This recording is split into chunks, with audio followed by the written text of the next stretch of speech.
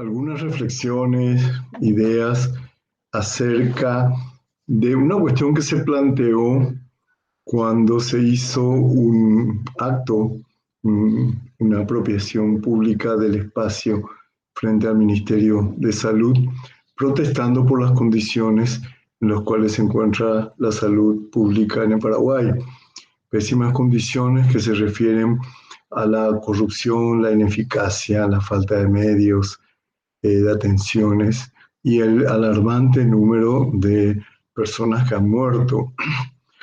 Entonces, lo que se hizo fue, a partir de varias asociaciones civiles encabezadas por ALAMES, que es una asociación de médicos a nivel latinoamericano, y CODEUPI, que es una asociación por los derechos humanos en el Paraguay, lo que se hizo fue como impulsar una acción que consistía en la colocación de pequeños paños de cruces funerarias enlazados en las rejas frente al Ministerio de Salud. ¿Eso qué significa? En primer lugar, el número de muertos son 4.400 cruces simbólicas, porque eran las cruces del enrejado mismo que se formaba, por una parte, y por otra, la referencia de esas cruces al curuzupaño, que dentro de la tradición popular paraguaya, que deriva a su vez de una tradición guaraní fuerte, se adornan las cruces de los muertos retirados antes del cementerio para, en un ritual llamado el Curuzuyehua, se conmemora, se celebra, se honra a los muertos y también se crea una escena propicia para buenaventuras y para momentos mejores, como si los muertos auspiciaran una situación mejor para sus dolientes, para sus descendientes, ¿no? Sus deudos. Entonces, ¿qué ocurre?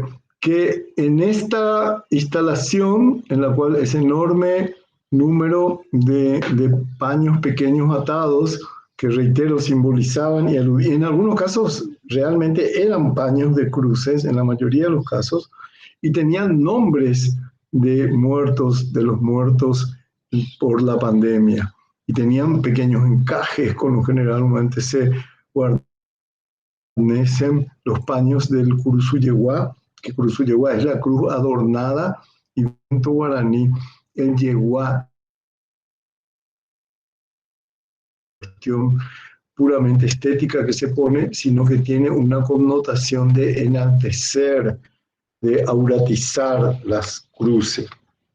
Entonces se produjeron ahí cuestiones interesantes, porque se fue creando, como en toda obra, como en toda instalación, las condiciones específicas también juegan su papel. Hay un margen de situación contingente o provisoria que hace que se creen efectos que no es que no se buscaban, sino que no se calculaban que ocurriría.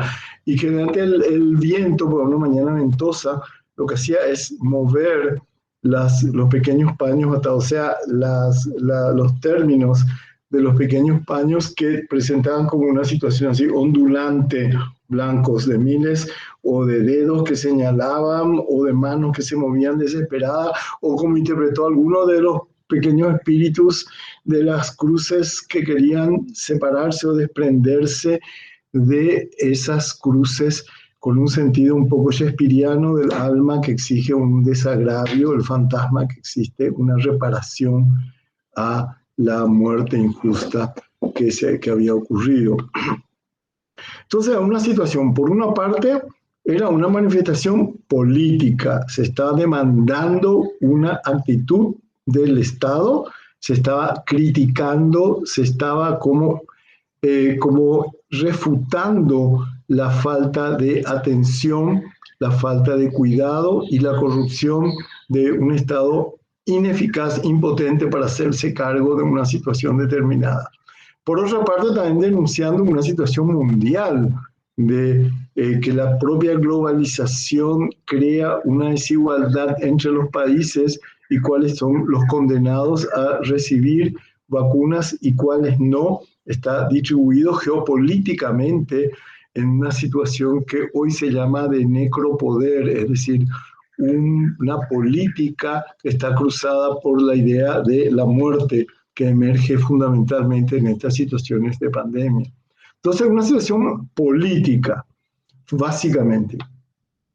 A mí me llamó la atención que en las redes sociales, yo estuve ahí, me interesó mucho porque los médicos me habían pedido que yo hiciera la explicación de lo que era el curso Yeguá y tal, que básicamente ya les hice una síntesis. El 3 de mayo se retiran las cruces de las cruces de los parientes del cementerio, se hace un altar rodeado de chipas y luego se hace el caruguazú, la invitación general a los allegados vivos para honrar a los muertos. Existe el Purajé Yajeó y los estacioneros, en fin, es un ritual mestizo súper interesante. Y eso mismo fue citado, traído a esa otra escena, que era una escena en medio de la ciudad, con el tráfico, los ruidos, el viento, la gente entrando, y una situación así confusa, pero reitero, esos pequeños paños como señales lanzados indicando direcciones distintas, tenían como un sentido estético muy potente. Entonces, ¿qué pasa? Vuelvo al tema. Mucha gente me pidió que por las redes sociales comentarios o intercambiaban ya comentarios acerca de lo que era considerado generalmente una instalación, es decir, una obra de arte contemporáneo. Y eso a mí me llamó la atención, ¿verdad? Yo en algún momento había visto ese componente estético fuerte, estético expresivo, formal, poético, en esa instalación, en esa intervención pública, podría ser un tema de arte público, pero no sabía que no estaba dirigido a hacer una instalación, sino a hacer un acto de protesta.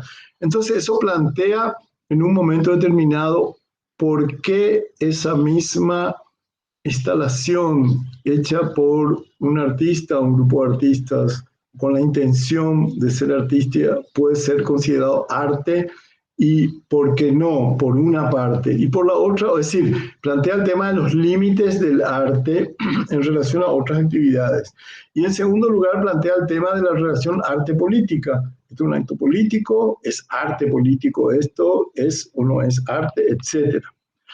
A mí me parece interesante trabajar un concepto de arte en el cual la posibilidad de ahondar las significaciones que tiene el arte o de vincularse con situaciones del medio a través de operaciones formales tiene un sentido suficientemente amplio como para que pueda ser interpretado, leído en situaciones diferentes.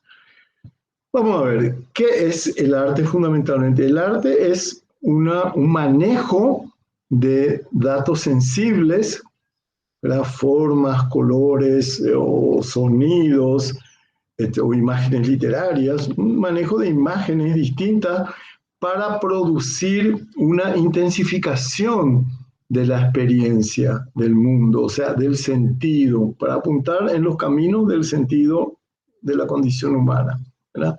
O sea, jugando con las palabras, a veces yo digo que el arte es un trabajo con los sentidos para intensificar el sentido, ¿verdad? Los sentidos en el sentido de los sentidos sensibles, la vista, oído, etcétera, y el sentido como umbral de significaciones amplias. Entonces, por una parte, esa es la primera premisa, vamos a decir. La segunda, el arte hoy se ve como contingente, no tiene un valor asegurado a priorísticamente, esencialmente, sino que se constituye en situación. Por eso el arte contemporáneo es siempre un arte de sitio específico, y yo diría de tiempo específico, depende cuándo y dónde esté para que pueda ser constituido como arte. Ahora bien, ¿quién determina la cualidad artística de una obra si es que la obra es contingente y no tiene un valor en sí misma? No existe, salvo que partamos de paradigmas del arte clásico como la Mona Lisa, que va a seguir siendo arte, le pongamos donde pongamos. Pero también eso remite a la respuesta a esa pregunta: ¿quién bautiza como arte? ¿Quién dice esto es arte y quién no? Es la institucionalidad del arte, básicamente.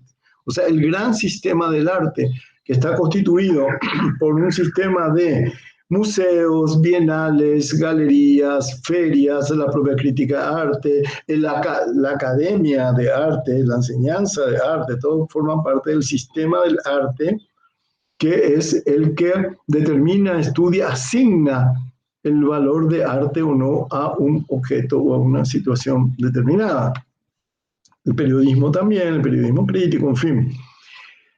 ¿Qué pasa? Que por lo general la institucionalidad del arte tiene un sesgo hegemónico fuerte. Es el sistema dominante, el establishment, el que señala cierta dirección de la institución del sistema del arte. Pero no todo, en primer lugar, no todo circuito de arte está así moldeado dócilmente a antojo del gran sistema del arte, del mercado, como queramos llamar, sino que existen como una serie de posiciones, tensiones, pujas internas, direcciones contrarias que hacen que no todo ocurra en la dirección señalada por el mainstream, por el sistema hegemónico del mercado, básicamente, manejado por el mercado del arte. Mercado en un sentido amplio, no la compra-venta de obras, sino la posibilidad de que la obra devenga mercancía acumulable a través de su fácil digestión, manejo y circulación. Básicamente eso, no es simplemente la compra-venta en una galería de arte o simplemente la compra de arte. El mercado, me refiero en su sentido más amplio, como el régimen dominante en el mundo actual, por un capitalismo de acumulación financiera que comienza sobre todo a tomar un impulso X en la década de los 70. Ahora se están vendiendo por millones de dólares formas de arte puramente virtual que no tienen un objeto palpable, pero que aseguran su unicidad, que son ya colecciones únicas o formas. Se están comenzando a comprar ese tipo de obras también. Bueno, ocurre que en primer lugar, entonces, no toda la institución está fiel y dócilmente al servicio de la hegemonía del arte. 1. 2. No toda forma de arte es como trabajada de manera tal de que solo en la institución pueda florecer, digamos, pueda recibir el título de arte. Existen una cantidad de formas que permanecen fuera de los circuitos institucionales, que tienen un potencial artístico, eso que yo llamo aura, ¿verdad? Un potencial de expresión, de poesía, de belleza, si quieren, o de penuria, o de situación intensa que expresar, y que es detectada fuera de los circuitos. Puede ser un crítico, un curador, una persona que organice algo, un escritor, o la propia gente que decide en una comunidad determinada asumir ese hecho como un hecho de arte. Entonces, ¿qué ocurre? Que en un caso u otro se plantea el hecho, y perdón la propaganda, por eso es lo que yo planteo en mi libro Aura Latente, que el arte tiene un potencial expresivo que no siempre está activado. Los objetos de arte no están incandescentes, con la luz prendida siempre. Dependen de condiciones, de situaciones. Entonces pueden haber situaciones latentes, dormidas, en las cuales la lectura, la aproximación, es lo que hace ver como arte una obra. Y en última instancia es arte algo que está visto por un público como arte, no es algo que tenga en sí mismo y esencialmente propiedades inmutables que lo hagan arte. Al fin y al cabo, incluso la propia Mona Lisa, que pusimos de ejemplo, si es arte, es porque es considerado arte por millones de personas, por el sistema del arte, posiblemente para un grupo indígena no sea una obra de arte, aunque le pueda parecer una pieza interesante o linda. No tiene el título de arte, en primer lugar porque esos propios comunidades no usan la palabra arte, y en segundo porque no es una obra que esté ligada a una tradición, a una cultura de esa comunidad. Estoy poniendo ejemplos extremos. Entonces, ¿qué pasa? Que si un grupo de gente en un momento determinado detecta en una acción posibilidades poéticas expresivas, posibilidades estéticas, estético-formales, asociaciones con una historia determinada, potencias de expresión, entonces evidentemente en ese momento esa obra es interpelada como una obra que podríamos decir de arte, o como una obra, como llama Heidegger, quizás sea más fácil decir una obra, ¿verdad?